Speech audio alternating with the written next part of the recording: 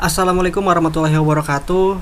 Oke teman-teman, balik lagi di video tutorial HTML CSS dasar. Di video kali ini sesuai dengan requestan teman kita akan membuat navigasi bar sederhana seperti yang bisa kita lihat di sini, hanya menggunakan HTML dan CSS saja ya.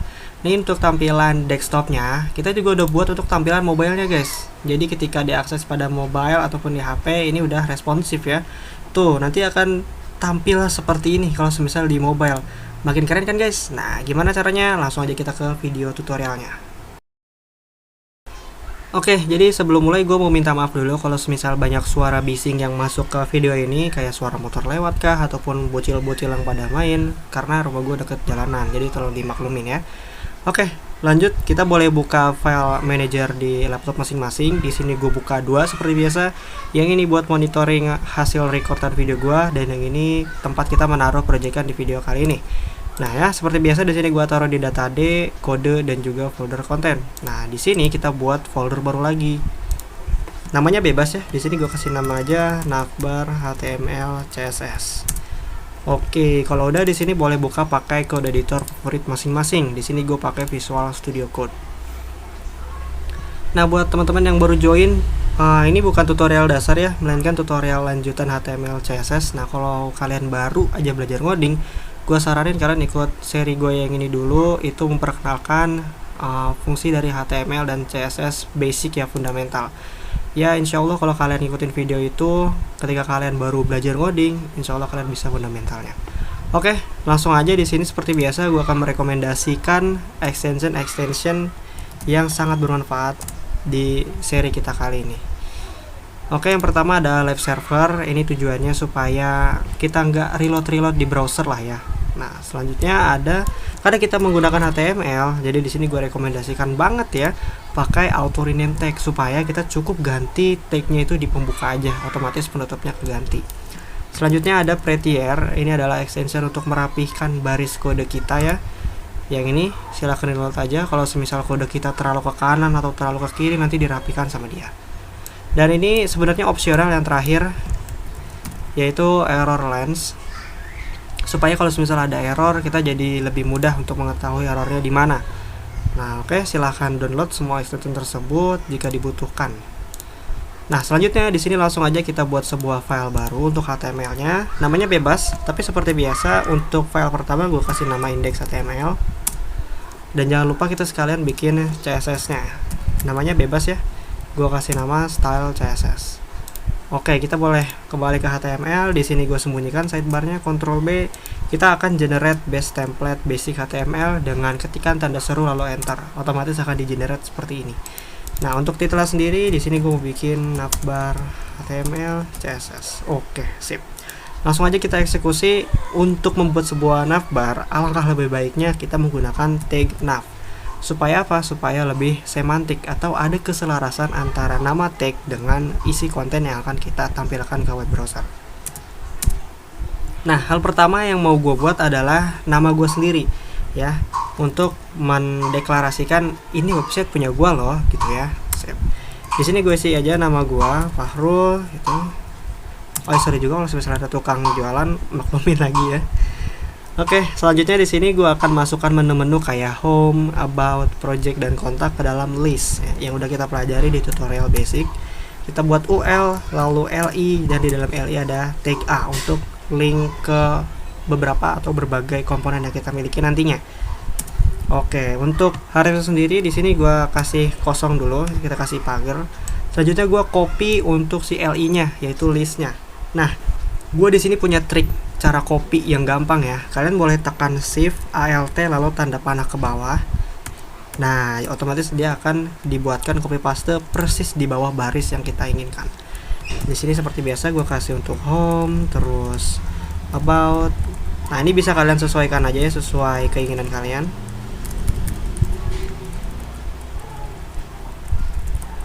Sama kontak. Oke, sip. Di sini kita boleh save dan kita akan melihat fungsi dari prettier. Ketika di save, otomatis akan dirapikan seperti ini. Nah, selanjutnya di sini gue mau mendeklarasikan atau menampilkan fungsi dari live server. Nah, ketika kita udah install live server tadi, otomatis di bagian pojok kanan bawah ada tulisan go live. Nah, di sini kita boleh pencet aja. otomatis akan dibukakan browser default laptop masing-masing. Di sini karena browser defaultnya pakai Chrome untuk gue ya, otomatis sudah dibukakan. Sini kita tutup aja, itu informasi untuk servernya sudah running. Di sini gue akan bagi dua seperti biasa. Ini aja deh. Nah, sip. Ini kan lebih keren ya. Oke. Nah, supaya nggak lupa, di sini kita langsung require ataupun panggil CSS-nya. Link href style CSS. Jangan sampai salah ya untuk penulisan namanya, karena nanti nggak kebaca stylenya, Pak. Oke. Jadi langkah pertama di sini gue mau kasih si UL-nya ini kelas. Penamaan kelas itu sesuai kebutuhan aja ya. Kalau misalnya nggak begitu terlalu penting atau dibutuhkan, ya lebih baik nggak usah. Maka daripada itu, fungsi dan pentingnya kita pakai tag yang semantik, contohnya nav kayak gini, untuk meminimalisir clean ataupun gimana ya, supaya kode kita tuh jadi lebih clean code gitu, kayak lebih enak dibaca sama orang yang baca kode kita tentunya. Untuk kelasnya sendiri di sini gue kasih nav menu ya. Di sini kita boleh save. Selanjutnya kita akan styling pada CSS-nya. Kita boleh buka CSS-nya di sini. Tunggu gue cek dulu recordnya aman. Kita akan reset dulu style bawaan dari CSS-nya. Nah, kalau kita boleh lihat di sini ada space dikit ya. Di bagian atas dan juga kiri, kita perlu reset dengan memanggil asterisk atau bintang. Kita setting padding-nya jadi 0 dan juga margin-nya jadi 0.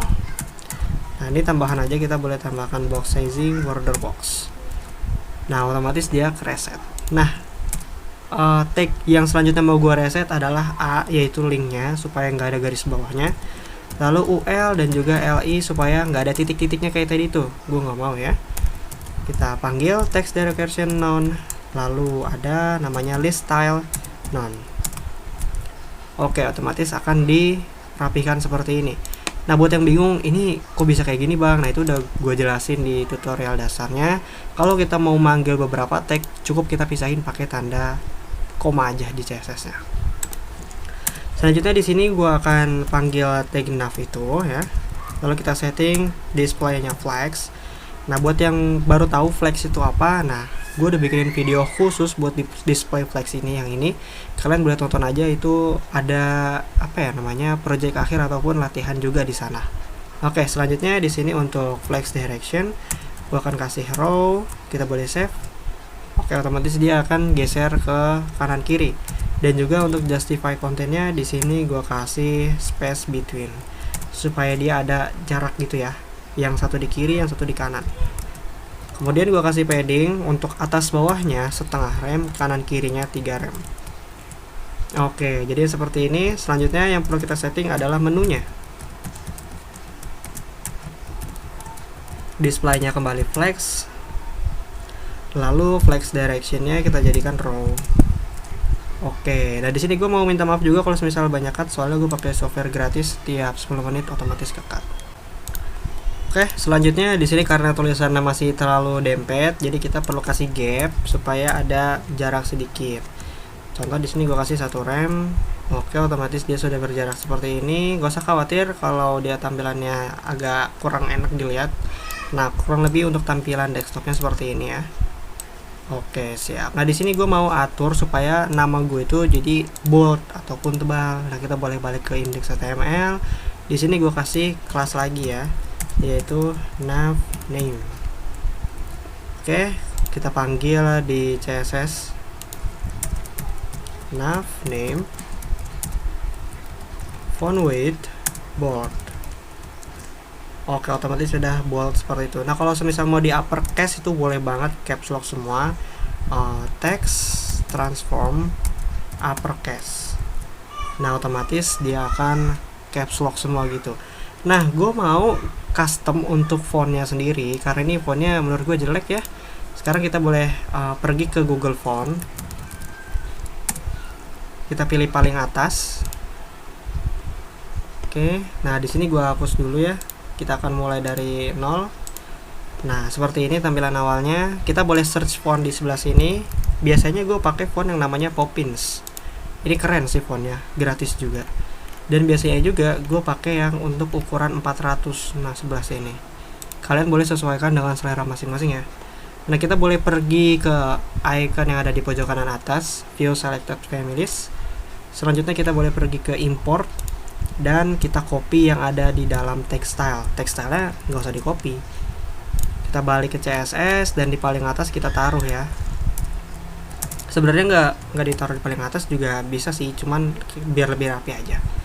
Selanjutnya di sini gue akan panggil body untuk pengaplikasian fontnya. Nah, kalau kita boleh kembali ke websitenya, di sini ada tulisan CSS rules to specify families. Kita boleh copy aja. Oke, nah di sini gue kembali dan kita lihat sama-sama perubahannya. Kita paste dulu di sini dan kita save. Otomatis fontnya ganti ya. Keren tuh. Nah, gue mau juga semisal untuk nama gue ini tuh bold gitu. Nah, ini kan boldnya masih kurang. Kita boleh custom pakai fontnya, cuy. Nah, di sini contoh gue mau pakai yang ukuran 600. Kita tambahkan aja di sebelah sini. Nah, lalu kita import. Kita copy di bagian import URL-nya. Nah, yang ini boleh kita ganti. Ctrl L untuk ngeblok satu baris, lalu Ctrl V untuk paste. Oke, sip. Selanjutnya, di sini gua kecilin dulu ya. Sip. Selanjutnya di bagian navname, di sini kita kasih font weight-nya. Kita udah panggil font weight di sini, tinggal kita ubah aja jadi 600. Nah, otomatis dia agak semakin besar gitu lah ya dibanding font normalnya. Kalau semisal masih kurang besar, maka font yang di sini harus kita lebih gedein lagi. Di sini 600 mau gua hapus. Gua mau pakai yang ukuran 800 sekalian nih. Oke, kan jadi lebih gede ya. Di sini tinggal kita ubah lagi aja untuk si URL-nya. Selanjutnya di navname-nya kita juga ganti ke 800. Nah, otomatis dia semakin besar seperti ini. Keren ya. Nah, selanjutnya gue akan buat untuk ininya, linknya itu menjadi warna hitam. Ini warna sementara aja. Rupanya nggak bisa ya. Kita perlu taruh di bagian tag A-nya. Di sini gue cut, paste di sini. Oke, otomatis dia jadi warna hitam seperti ini. Nah, keren ya. Nah, selanjutnya di sini gue mau kasih sebuah background color ya di nav-nya. BGC background color, misal warnanya biru. Oke, gue nggak mau terlalu biru, agak muda mungkin.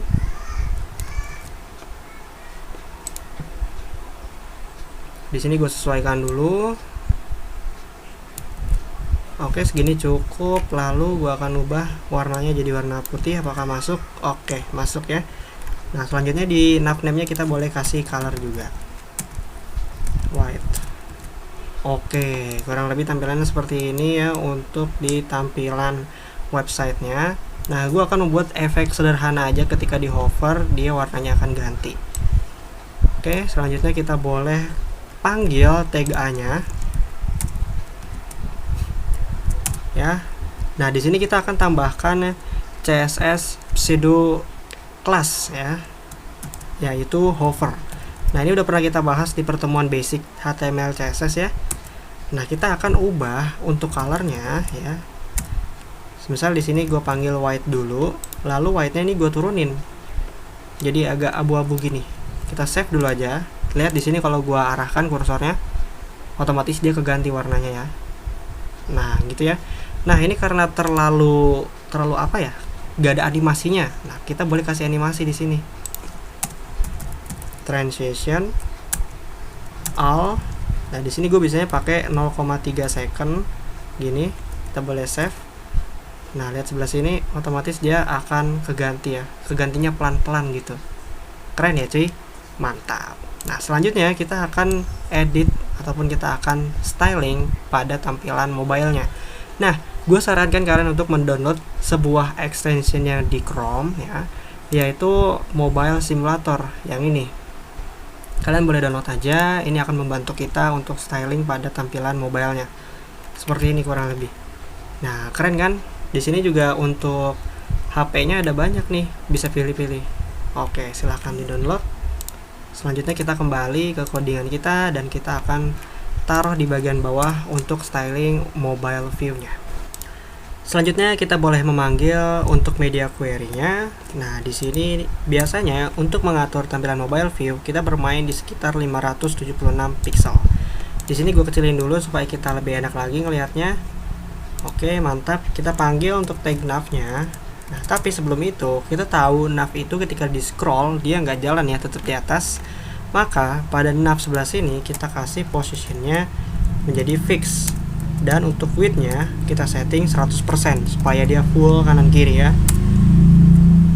Oke, tidak ada perubahan, tidak apa-apa. Selanjutnya, pada tag nav sebelah sini, kita setting untuk bottom-nya menjadi 1 rem, supaya dia ke bawah dan ada jeda ataupun jarak 1 rem seperti ini. Gua mau ketika memasuki mobile view nama gua hilang, maka gua select di sini nav name, display none, hilang. Nah, jadi nanti ketika masukin mobile view tinggal sisa icon-iconnya aja. Oleh karena itu di sini kita boleh buka HTML kita terlebih dahulu. Kemudian gua akan masukkan tag home ini ke dalam tag span home. Oke, seperti ini. Dan untuk kelasnya kita berikan nama yaitu nav icon gitu ya. Sip. Nah, selanjutnya kita akan masukkan icon di bawah tag span dan pastikan di dalam tag A ya. Di dalam tag A di bawah span gitu ya. Nah, di sini gue udah menyiapkan link untuk iconnya. Kita boleh copy aja. Nanti gue sertakan di deskripsi juga. Selanjutnya kita boleh panggil di bawah sini ya, di bawah CSS-nya.